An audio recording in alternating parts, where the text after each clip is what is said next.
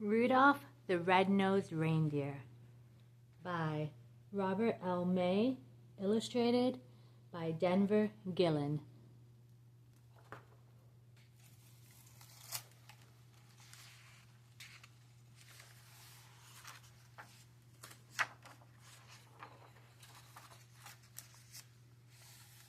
"'Twas the day before Christmas, and all through the hills the reindeer were playing, enjoying the spills of skating and coasting and climbing the willows, and hopscotch and leapfrog protected by pillows, while every so often they stopped to call names at one little deer not allowed in their games.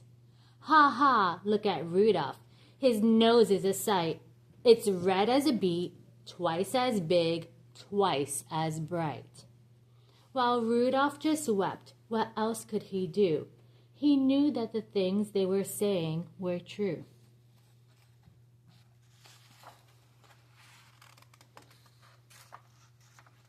Where most reindeers' noses are brownish and tiny, poor Rudolph's was red, very large, and quite shiny.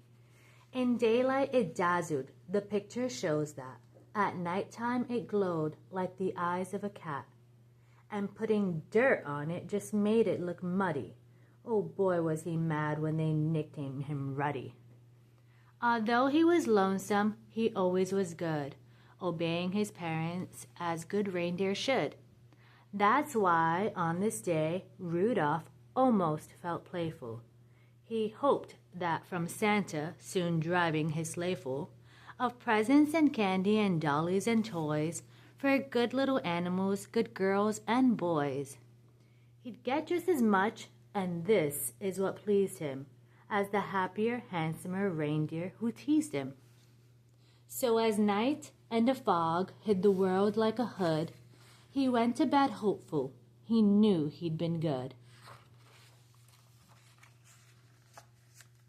While way up north, on this same foggy night, old Santa was packing his sleigh for his flight. "This fog," he complained, "will be hard to get through." He shook his round head, and his tummy shook too. Without any stars or moon as our compass, this extra dark night is quite likely to swamp us. To keep from collisions, we'll have to fly slow. To keep our direction, we'll have to fly low. We'll steer by street lamps and houses tonight, in order to finish before it gets light. Just think how the boys and girls' faith would be shaken if we didn't reach 'em before they awaken. Come Dasher, come Dancer, come Prancer and Vixen, come Comet, come Cupid, come Donner and Blitzen. Be quick with your suppers, get hitched in a hurry. You too will find fog a delay and a worry. And Santa was right, as he usually is. The fog was as thick as a soda's white fizz. Just not getting lost needed all Santa's skill, with street signs and numbers more difficult still. He tangled in treetops again and again, and barely missed hitting a tri-motored plane.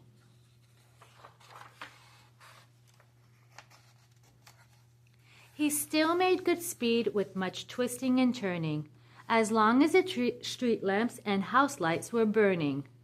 At each house, first noting the people who lived there, he'd quickly select the right presents to give there. By midnight, however, the last light had fled, for even big people have then gone to bed. Because it might wake them, a match was denied him. Oh my, how he wished for just one star to guide him. Through dark streets and houses, old Santa fared poorly. He now picked the presents more slowly, less surely.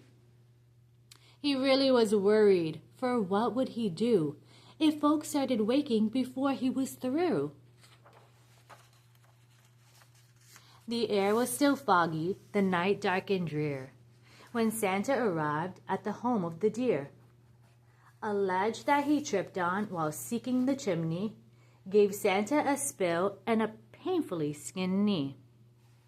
The room he came down in was blacker than ink. He went for a chair and then found it a sink. The first reindeer bedroom was so very black.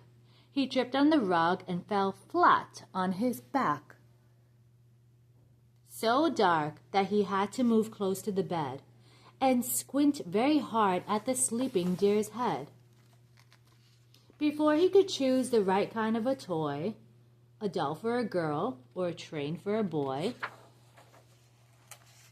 But all this took time and filled Santa with gloom, while slowly he groped toward the next reindeer's room.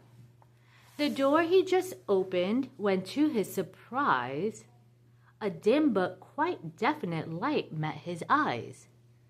The lamp wasn't burning. The glow came instead from something that lay at the head of the bed.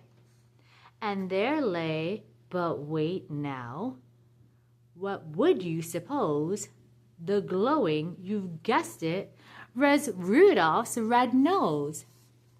So this room was easy. This one little light let Santa pick quickly the gifts that were right. How happy he was till he went out the door. The rest of the house was as black as before. So black that it made every step a dark mystery. And then came the greatest idea in all history. He went back to Rudolph and started to shake him, of course, very gently, in order to wake him.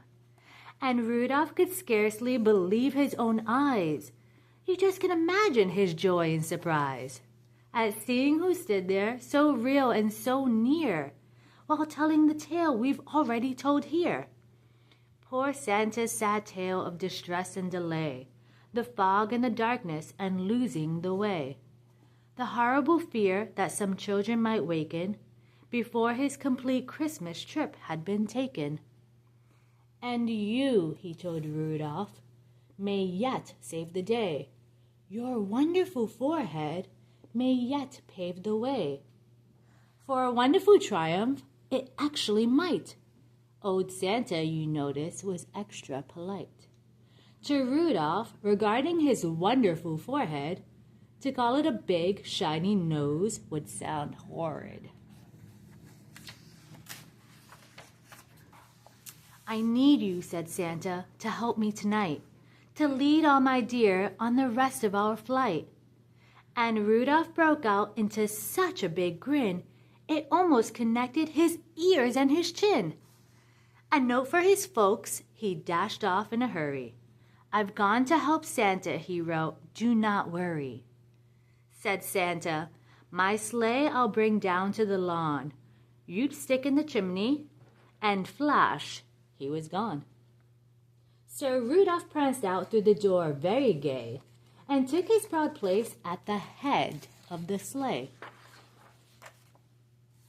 The rest of the night, well, what would you guess? Old Santa's idea was a brilliant success.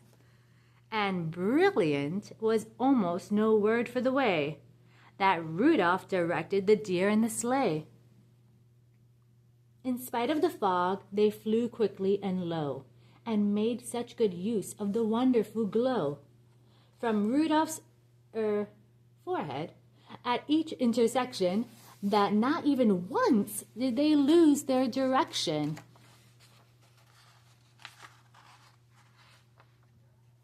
While as for the houses and streets with a sign on them, they merely flew close so that reindeer could shine on them.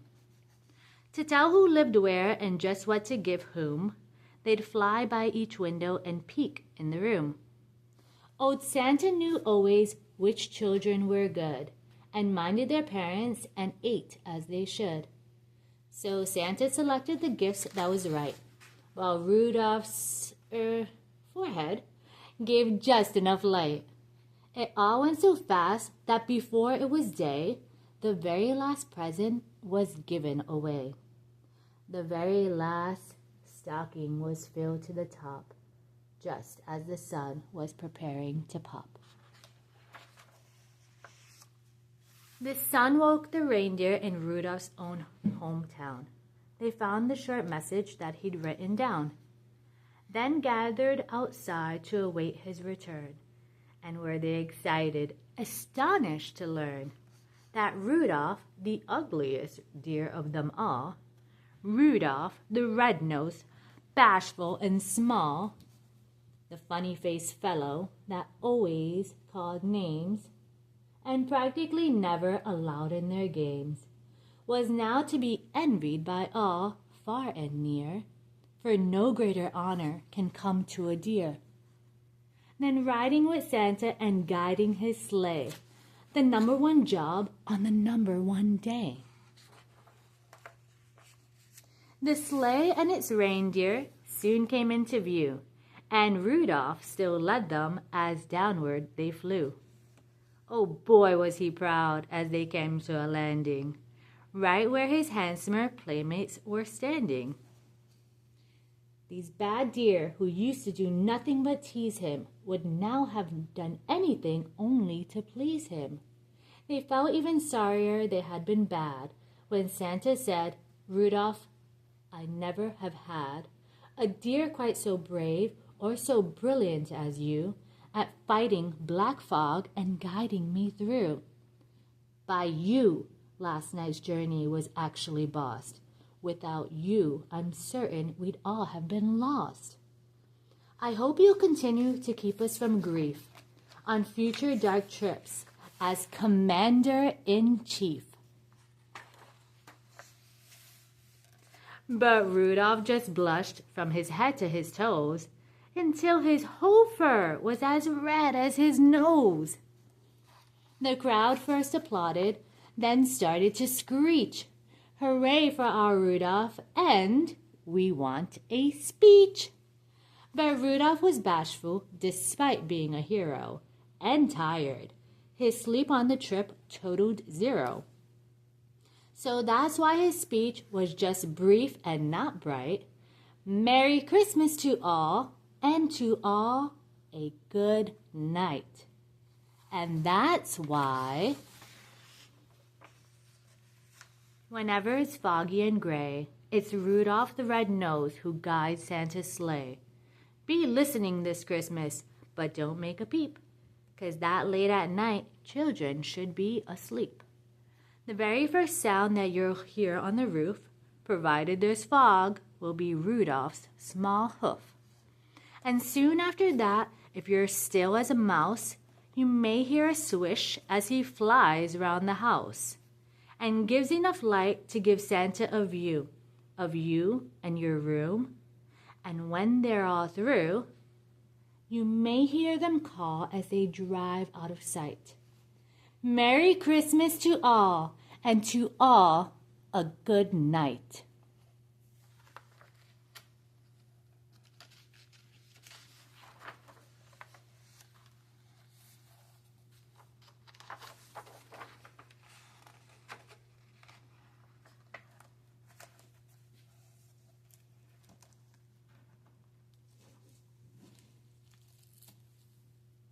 The end.